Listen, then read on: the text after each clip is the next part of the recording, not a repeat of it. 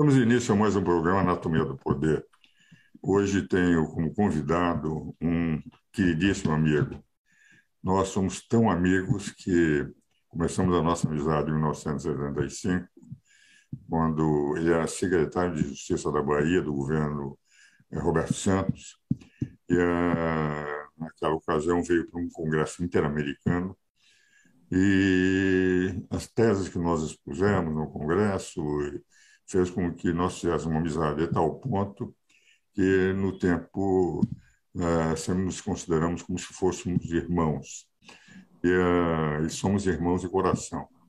Nós vemos um programa aqui da anatomia com o filho dele, que é deputado federal, aliás, brilhante deputado federal, vocês tiveram a oportunidade de ouvir, me chamou o programa inteiro de tio, porque efetivamente ele cresceu com os meus filhos. Meus filhos chamam como se fosse irmão.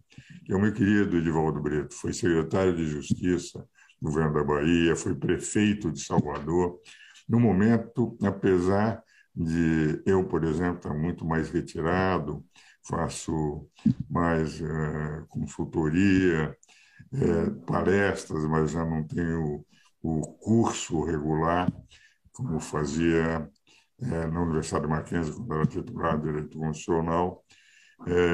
Sou, portanto, um prisioneiro da cidade de São Paulo, das próprias dificuldades físicas. O Edivaldo, que é meu contemporâneo, embora mais jovem do que eu, o Edivaldo continua lecionando, e lecionando em cursos curriculares, o que vale dizer, com um currículo e não para dar uma ou outra palestra por ser o titular. E é sobre isso que meu caro Edivaldo, grande professor titular de Direito Constitucional e de Direito Tributário, ele faz. Você hoje começou a lecionar também jurisdição constitucional no direito comparado. Eu gostaria que o nosso telespectador soubesse o que é esse importante ramo, que é exatamente analisar o problema da jurisdição constitucional, que, enfim, abre campo para uma reflexão maior da própria atuação dos poderes à luz da Constituição, dentro do que vai acontecendo, está acontecendo no mundo inteiro. Poderia dar essa explicação para os nossos telespectadores? Bom. Sem dúvida, Ives, eu quero reiterar essa colocação de sentimentos que você fez no início, e eu costumo lembrar que alguém falou, e eu repito sempre, o afetivo é o efetivo na vida. Eu não vejo nada mais importante do que o afeto. Em primeiro lugar, eu recebi muito afeto do seu José, seu pai, e não faltei a nenhuma dos momentos de alegria que nós todos tivemos na casa de seus pais, nas comemorações dos 100 anos dele, de modo que isso é uma amizade fraternal que nada destrói. E quando o Antônio Brito, deputado federal, chama você de tio, é de um carinho enorme, mas ele está convencido de que você é tio dele. E você, graças a Deus, também tem esse convencimento. Exatamente. Tanto começo assim para lhe dizer da alegria e esses quase 50 anos de convivência fraterna nós dois temos. Pois bem, e eu devendo sempre a você as atenções, entendeu? O prestígio que você me confere, o apoio que você me deu. Se eu tivesse um irmão de sangue, não seria, portanto, igualzinho a você. Você mora no meu coração, no coração da minha família. Você é um exemplo de moralidade nesse país que todos deveremos seguir. Todos conhecemos Ibis Gandra, todos os pontos, não sei se todos têm essa noção do que você representa para este país. Pois bem, Ibis, eu estou realmente lecionando jurisdição constitucional comparada. E aí eu escolhi alguns países para fazer essa comparação. Como nós estamos falando para o grande público, a comparação entre sistemas jurídicos pode ser feita de três modalidades. Ou é uma microcomparação, ou é uma macrocomparação, ou é uma mesocomparação.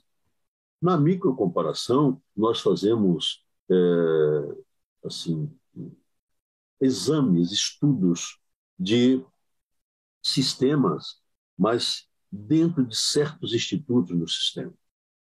Por exemplo, casamento, por hipótese, se fosse o caso. Na macrocomparação, nós fazemos a comparação do sistema como um todo. E na mesocomparação, que é o que mais estamos próximos dela na disciplina, nós fazemos comparação de ramos do direito, por exemplo, o direito constitucional, que é o caso.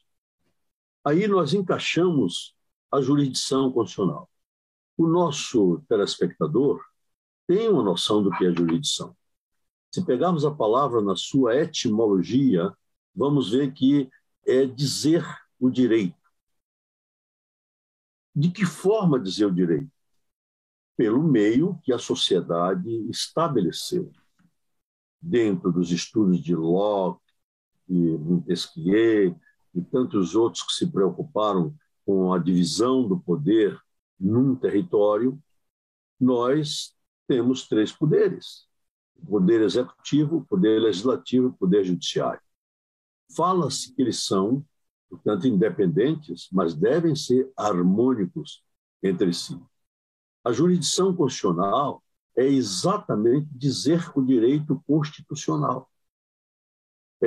Não há invenção nenhuma, é só pegar a Constituição e interpretá-la dentro do que se pretendeu. Exemplo, Ives, eu estou fazendo parte da Comissão de Estudos Constitucionais da OAB Federal. E me vieram 4 processos para eu relatar. Um deles se referia a uma Assembleia Legislativa de um Estado que estabeleceu o dia do clamor, do jejum e da oração. Então, o pretendente desejava que a OAB Nacional entrasse com ação de inconstitucionalidade, declaração de inconstitucionalidade. Eu disse, não pode, porque são valores que estão aí. Se em 1824 a Constituição dizia que a religião oficial era católica, apostólica, romana, a República entendeu que, já sendo um governo uma coisa de todos, não poderia excluir nenhuma das crenças, dos cultos. E por isso é que as constituições, a partir de 1891, não tratam mais de religião oficial. Mas professor Ives, que me ensinou muita coisa nessa campo da moralidade. O Brasil, ele é laico, mas não é ímpio. O Brasil é laico, mas não é ateu.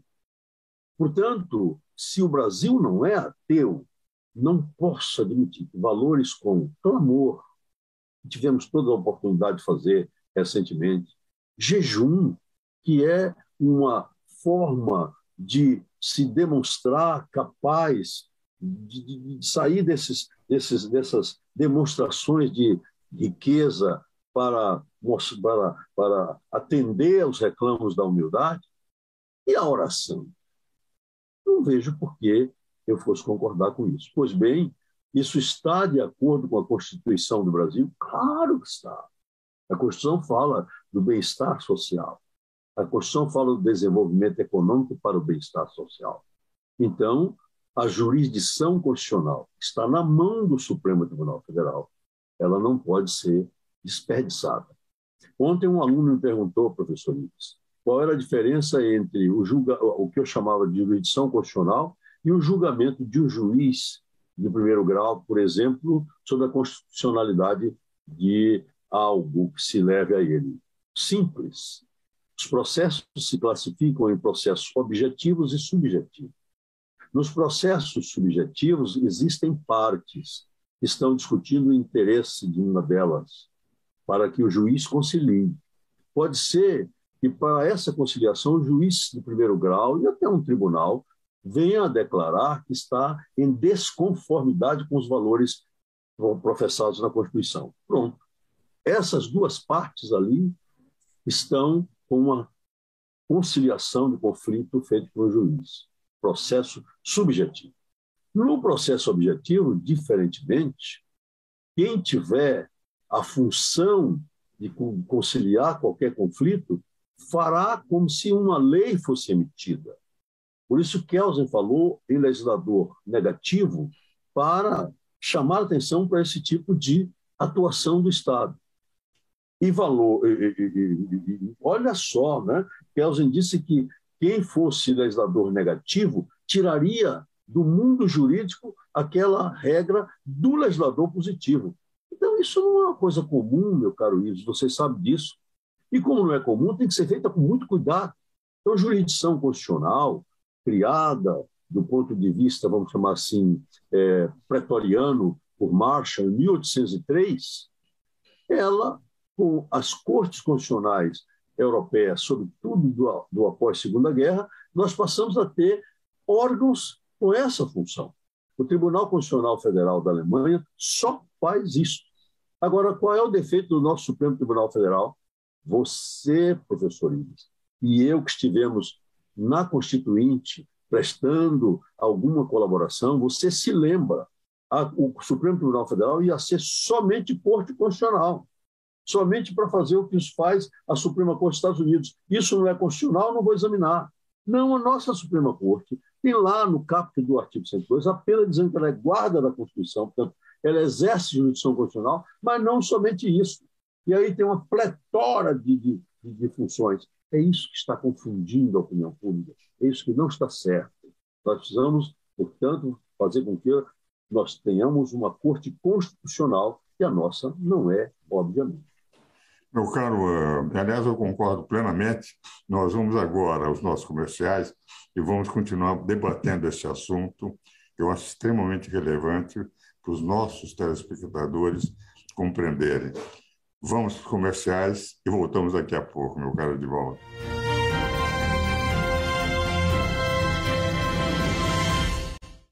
Como eu faço em todos os programas, meu caro Edivaldo, eu sempre ofereço um livro.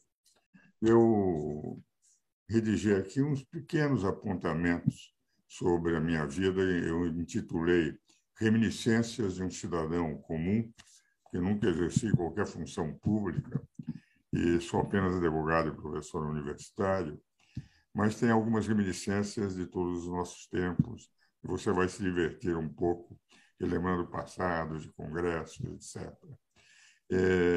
Manda aí pelo correio para você amanhã. Agora, Edivaldo, esse tema que você colocou, eu acho extremamente importante. Nós dois participamos, e inclusive no Diário Oficial constou, quando nós éramos convidados para audiências públicas, subcomissão de tributos, nós dois falamos antes deles começarem a trabalhar e demos uma contribuição, muita coisa do que está lá foi contribuição sua e minha no texto constitucional, principalmente no capítulo de normas gerais, limitações constitucionais, poder tributário, etc. Agora, eu me lembro quando nós estávamos nessas audiências públicas, conversando com o Bernardo e tal, o nosso comum amigo, Moreira Alves, a meu ver, o maior ministro que passou por aquela Suprema Corte, Moreira Alves dizia: eu não sei o que nós vamos poder fazer, nós estamos com tantas competências, quantas atribuições, nós deveríamos ser uma corte constitucional. Ele defendia isso, mas o Supremo não quis perder força perante os outros tribunais e aqueles que trabalharam junto aos constituintes foram colocando aquele elenco monumental de funções, além de ser uma corte constitucional, todos os outros aspectos de ser corte penal, até nas ações, entende, um alfaiate que tivesse por ser juiz de primeira corte, o recurso cabível era para o Supremo Tribunal Federal se eu não estivesse de acordo com o traje que, enfim, o alfaiate fez para mim, porque como era de assuntos de pequenas causas não tem recurso, caberia para o Supremo Tribunal Federal. Dentro dessa linha, é que eu tenho a impressão que foi um erro dos constituintes monumental. A Corte Americana, como você vê, são uma centena, 2 centenas de processos que possam ser julgados por ano. Aqui o número que eles recebem, mesmo com a repercussão geral, mesmo com o controle concentrado de constitucionalidade, recebe um número tal, o que leva uma legião de assessores que passam a ter que desistir, porque é humanamente impossível um ministro sozinho decidir. Muitas vezes o ministro só vê aquilo, diz a jurisprudência é essa, mas o exame do caso concreto tem que ser feito por assessores. E nós estamos com uma espécie, por esse excesso de atribuições no Supremo Tribunal Federal, nós colocamos ministros na Suprema Corte, mas, basicamente, na esmagadora maioria dos processos, quem estão decidindo são os assessores. Só os grandes temas, aqueles que são manchetes de jornais, que realmente eles podem distribuir, até porque, materialmente, humanamente, não tem tempo. Tem a impressão que, numa revisão constitucional, o Supremo teria que aceitar a dignidade, a importância da Suprema Corte é ser uma corte constitucional e não uma corte de quarta instância em que todos os processos inventam numa Constituição tão digamos, extensa como a Constituição brasileira. Não há advogado que, sendo bom, não encontre um aspecto constitucional para entrar com um recurso extraordinário, uma reclamação, um controle, a DPF, a declaratória, enfim, sempre se encontra uma forma de ir ao Supremo Tribunal Federal. Então, essas atribuições, é que me parece que nós somos mais velhos, constitucionalistas, etc., tentar levar, numa futura reforma constitucional, a rever essas funções. O Supremo tem uma dignidade fantástica em matéria constitucional, mas quando é obrigado a decidir sobre tudo, até a dignidade do Supremo perde um pouco, entende, a sua importância, que é mais uma corte a decidir igual qualquer juiz de primeira instância até. Então, com essa opinião, já que você está exatamente fazendo o sistema comparativo entre o nosso controle de constitucionalidade difusa ou concentrada no Brasil e nos outros países. Ives, eu costumo fazer uma distinção, dizendo que não há três sistemas de controle. Só o sistema concentrado e o sistema difuso. Para quê? Para que no sistema concentrado eu encontre apenas um órgão que possa, portanto, exercer jurisdição constitucional. No sistema difuso, como é o nosso, suponho eu, nós temos aí que fazer outra classificação. O controle abstrato e o controle concreto. No controle abstrato, eu vou encontrar também um órgão que seja o responsável pela jurisdição constitucional. No controle concreto, então, incidenter tanto, né, no caso, vamos dizer, do processo subjetivo a que eu me referi, alguém decide sobre a constitucionalidade daquela controvérsia para atender a A ou a B. Mas no outro caso abstrato, onde somente a corte pode falar, o Brasil pecou, porque ele devia dar esse controle abstrato apenas a um órgão. O senhor é o titular da jurisdição constitucional, apenas, caput do artigo 102. Não, ele diz assim, o Supremo Tribunal Federal principalmente é guarda da Constituição. E aí vem um elenco que não acaba mais de poderes. Nosso amigo comum, que foi um grande ministro constitucionalista de mão cheia, Carlos Veloso, fez um livro, Temas de Direito Público, no qual ele elenca essas funções que deveriam sair da mão do Supremo Tribunal Federal. O professor Ives Gandra está coordenando um trabalho e me pediu uma colaboração que eu já lhe enviei sobre uma Constituição que está sendo pensada por um dos grandes advogados desse país, que é Modesto Carvalhosa.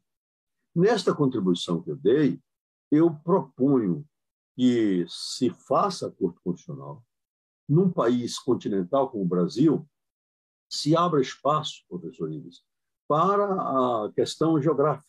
Então, nós teríamos que preencher respeitando as diferenças regionais, porque não é possível que eu tenha Xavier de Albuquerque há não sei quantos anos tirado do Amazonas e mais nada. Eu tenha um Bernardo Cabral tirado do Amazonas para ter a função que teve e mais nada. O resto se faz no eixo Rio-São Paulo, com todo respeito. Mas o Brasil não é só esse eixo, como todos sabemos. Por que Ives Gandara catalisou todos nós do resto do país para todos os atos que você praticou, que eu sou testemunha nessas reminiscências?